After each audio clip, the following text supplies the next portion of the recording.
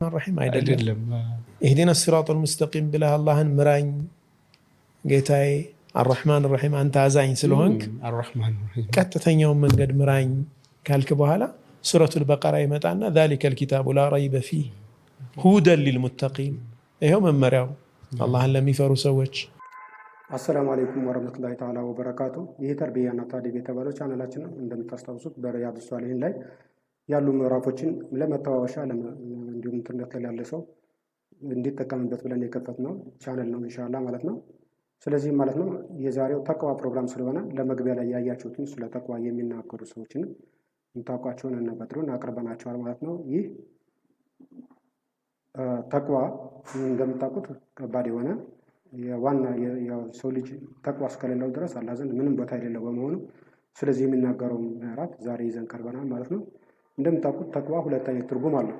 የቋንቋ ትርጉም ማለት ተቃወ ከሚለው የመጣ ሲሆን እሱም ራሱን ጠበቀ፣ ተከላከለ ማለት ነው።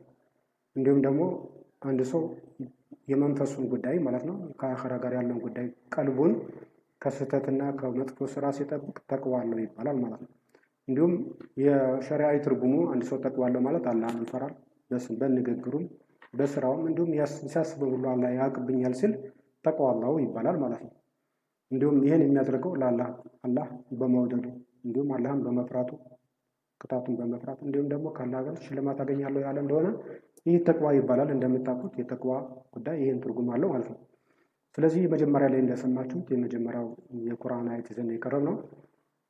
በቀራ ላይ ያለው አንቀጽ ቁጥር 2 ላይ ያለው بعد أعوذ بالله من الشيطان الرجيم بسم الله الرحمن الرحيم ذلك الكتاب لا ريب فيه هدى للمتقين የሚለው ይህ ቁርአን ይህ ኪታብ لا ريب فيه ምንም ጥርጥር የለበትም هدى للمتقين ለሙተቆች አላህን ለሚፈሩ አላህ አለ ያየናል ይህ ከሱ የወረደ ኪታብ ነው ለሚሉ ሰዎች ነው ብቻ ነው። ለዚህ ነው ሌሎች ሁሉ ማንም ሰው ያነባዋል ግን አይጠቀምበትም ማለት ነው። ስለዚህ ይህ የመጀመሪያው እኛ እህዲነ ሲራጠል ሙስተቂም ካልን በኋላ ሂዳያ የምናገኘው ሁደን ለልሙተቂን ለሙተቆች ነው። ስለዚህ ሙተቅ ላልሆነ ሰው ሁዳ ሊኖር አይችልም። ስለዚህ አተቅዋ ኢዝ ጌትዌይ ቱ ጋይዳንስ ማለት ነው። ለመመራት ዋናው መግቢያው ምንድነው? ተቅዋ ነው። ኢት ቢግኒስ ዊዝ ሪኮግናይዚንግ አላህስ ፕሬዘንት አላህ ጋር እያየው የሰማ መሆኑን የማይገባው የማያምን ሰው የማይረዳ ሰው ሂዳያ ሊያገኝ አይችልም። ስለዚህም ደግሞ ተቅዋ ይሄ ነው ማለት ነው የመጀመሪያው ዴፊኒሽን እና ስለ ተቅዋ ማወቅ ያለብን አላህ ስለ ተቅዋ የተናገረው ዛሊከል ኪታቡ ላ ረይበ ፊህ ነው።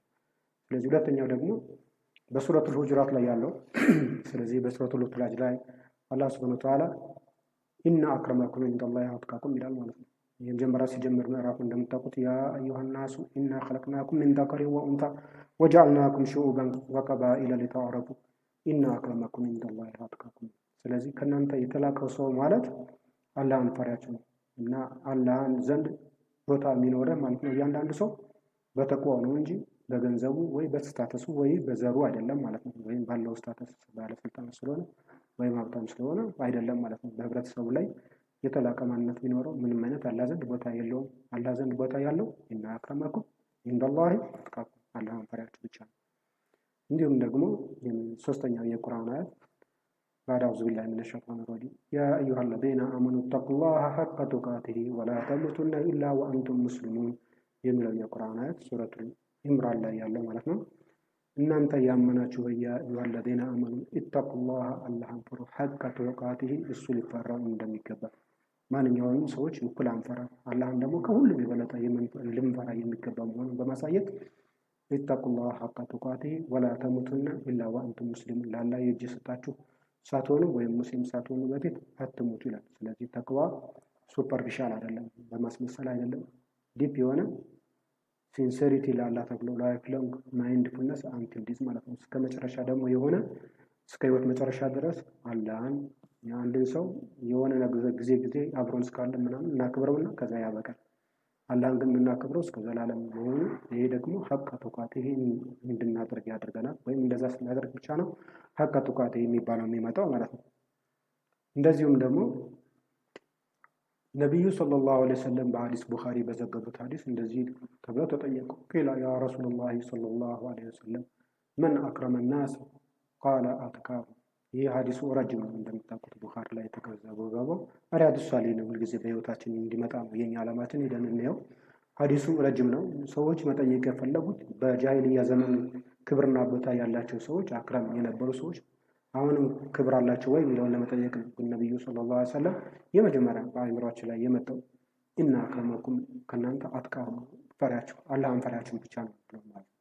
ስለዚህ አላህ ዘንድ ኦነር ያለው ክብር ያለው በተቅዋ ብቻ ስለሆነ ከዚህም ሌላ ያለው ሁሉ ምንም አይነት ክብር ስለሌለው ቦታ ስለሌለው ምንም ሊነጋገርበት የሚገባ ጉዳይ ሊሰጠው የሚገባ ባለመሆኑ ነብዩ ሰለላሁ ዐለይሂ ወሰለም መጀመሪያ የተናገሩት አጥቃም ነው። በኋላ ላይ የኛ ጥያቄ እኮ ከሰው ልጆች ሲሉ ከዛ ዩሱፍ አሉ ከዛ እያሉ በጃሂልያ ክብር የነበራቸው ሁሉ በእስልምና ክብር አላቸው አጥቃም እስከሆኑ አላህን እስከፈሩ ድረስ ብለው ተናገሩ ማለት ነው። ስለዚህ ማለት ነው እኛ መጀመሪያ ሊመጣል የሚገባው የሰው ልጅ ክብሩ ምንድነው ተቅዋ የሚለውን እንድናመጣ በህይወታችን ለኛም ለእናንተም እንድንተዋወስበት ብለን ነው ይዘን የቀረብነው ማለት ነው። እንዲሁም የሁለተኛው ሐዲስ ነብዩ ሰለላሁ ዐለይሂ ወሰለም ማ የተቀደሙ ልሙእሚኑ ፊል ኢማን ኢላ ቢተቅዋሁ ይላሉ ትርሚዚ በዘገቡት ዘገባ። ነብዩ ሰለላሁ ዐለይሂ ወሰለም ሰዎች በምንም አይቀደሙ አንዱ ከአንዱ ሙእሚን የበለጠ የቀደመ ሊሆን አይችልም ኢላ ቢተቅዋሁ በተቅዋ ቢሆን እንጂ ማለት ነው። ስለዚህ ተቅዋ ኢዝ ዘ ኢንጂን ኦፍ ስፒሪቹዋል ግሮዝ ማለት ነው። ዋናው ሞተሩ የሰው ልጅ የኢማን እድገቱ ስፒሪቹዋል ግሮዝ የመንፈሳዊ ጥንካሬው ወይም እድገቱ የሚመጣው በተቅዋ ነው። ዊዛውት ኢት ተቅዋ ከሌለ ኖሌጅ ምንም እውቀት ምንም አይጠቅም። እንዲሁም ወርሺፕ ዱኖት ሪሊቤት ማለት ነው። ኢባዳን ብናደርግ ተቅዋ ከሌለ ብዙ ኢባዳ ስናደርግ ብንኖር ተቅዋ የሌለው ከሆነ አላህን ፍራቻ ለአላህ ሲል የሚደረግ ነገር እስካልሆነ ድረስ ምንም ትርጉም የለውም የሚለውን እንይዛለን ማለት ነው። ሶስተኛው ሐዲስ ማለት ነው ነብዩ ሰለላሁ ዐለይሂ ወሰለም አፍዶሉ ሶላቲ በዐደል ፈሪደቲ ሶላቱል ለይል። አሁን ጥያቄው ምንድነው እንዴት እናምጣው የሚለው ነው። ለዚህ ነው አፍዶሉ ሶላቲ በዐደል ፈሪደቲ ከፈርድ ሶላት በኋላ አላህ ዘንድ በጣም ትልቁ ሶላት ወይም ትልቅ ቦታ ያለው ሶላት ሶላቱል ለይል የሌሊት ሶላት።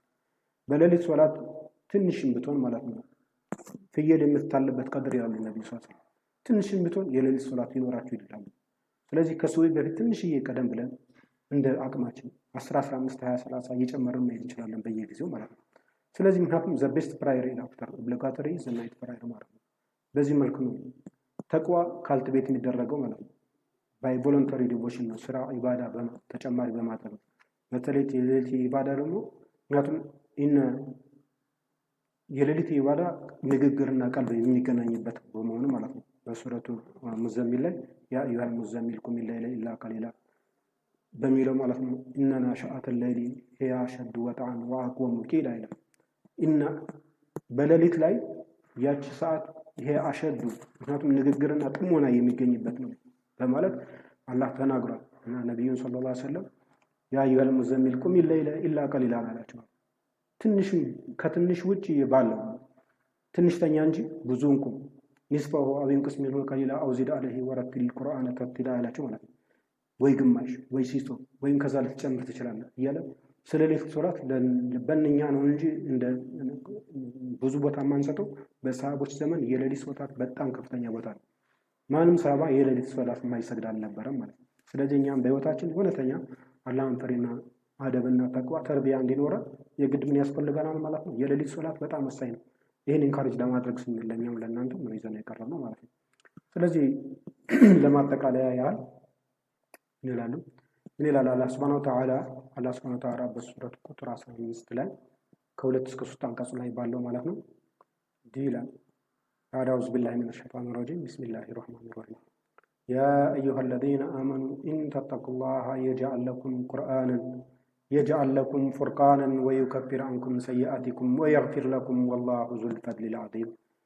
ያ አዩሀለዚነ አመኑ እናንተ ያመናችሁ ሙእሚን የሆናችሁ በአላህ ወሐዳንያ ያመናችሁ ሁሉ ኢን ተተቁላህ አላህን የምትፈሩ የሆነ እንደሆነ የጅዐል ለኩም ለእናንተ ያደርጋላችኋል ፉርቃንን ማለት መለያየት ሲሆን ይሄ ከሐራምና ከሐላል የምትለዩበትን የምትጠነቀቁበትን አቅም ችሎታና ግንዛቤ ይሰጣችኋለሁ እያለ ነው። ፉርቃን ይሰጣችኋለሁ። ቁርአን ራሱ ፉርቃን ተብሏል ማለት ነው። እንዲሁም አላህ ሱብሓነሁ ወተዓላ ለነቢዩ ኑህ ፉርቃን ሰጥቻቸዋለሁ ይላል። ስለዚህ እኛም እንደዚህ ፉርቃን እንዲሰጠን ከፈለግን አላህን መፍራት አለብን። ወዩከፍር ዐንኩም ሰይአቲኩም እንዲሁም ወንጀላችሁን አብስላችኋለሁ፣ ወየግፊር ለኩም ይቅርላችኋለሁ። ወላሁ ዙል ፈድል አዚም የተላከ ሁሉ ብዙ ፈዲላዎች ምንም ማለቂያ የሌለበት በጀነት ውስጥ ያለው ሁሉ ያለው የሆነ ነው አላህ ሱብሓነሁ ወተዓላ ይላል ማለት ነው። ስለዚህ ወንድሞቼ ተቅዋ ሊኖረን ይገባል። ስለ ተቅዋ መናገር ይኖርብናል ማለት ነው። ለምን አላህ ሱብሓነሁ ወተዓላ ወረቡከ ፈከቢር ወተአበከ ፈጠሂር እንዳለው ማለት ነው። ስለ ጌታ ታላቅነት ተናገር፣ ልብስህን ማጥራ፣ እንደዚህ እያለ አላህ ሱብሓነሁ ወተዓላ እኛ ስለ አላህ ስንናገር ያለ ታላቅነት ወደ ውስጣችን ይመጣል ማለት ነው። ምክንያቱም ስለ ዱንያ በተናገርነው መጠን የዱንያ ታላቅነት የመጣው ማለት ነው ወደዚህ። ስለዚህም ማለት ነው አላሁመ ጀዐልና ሚነል ሙተቂን ወግፊር ለና ዙኑበና ወሰቢት ቁሉበና ዐላ ጧዓቲክ። እንደዚህም ዱዓ ማድረግ አለብን። አላሁመ ጀዐልና ሚነል ሙተቂን ከሙተቂዎች ጋር አድርገን እያለን ወግፊር ለና ዙኑበና ወንጀላችንን ማረን፣ ወሰቢት ቁሉበና ዐላ ጧዓቲክ ቀልባችንም በትእዛዝ ላይ ቀጥ አድርግልን ልንል ይገባል ማለት ነው ወንድሞቼ። ስለዚህ ማለት ነው አላሁመ ያ ሐዩ ያ ቀዩም ቢረሕመቲከ ነስተጊሱ አስሊህ ለና ሸእነና ኩለሁ ቢረሕመቲከ ያ አርሐመር ራሒሚን አላሁመ ረበና አቲና ፊዱንያ ሐሰነተን ወፊል አኺረቲ ሐሰነተን ወቂና ዐዛበናር። ሌሎችም ዱዓዎች አሉ እንደዚህ እና ያሐፈዝናቸው ሁልጊዜ መርሳት የለብንም። ስለ ዱንያ ባወራነው መጠን የዱንያ ታስር ወደ ውስጣችን እንደገባ ሁሉ ስለ አኺራ ብናወራ ሁልጊዜ ሰሃቦች ያደርጉት እንደነበረ ለዱንያ ለአኺራ ቦታ ብንሰጥና በዛ ላይ ሁልጊዜ ነገራችን ሁሉ መለኪያችን ሁሉ አኺራ ቢሆን እንጠቀማለን ማለት ነው።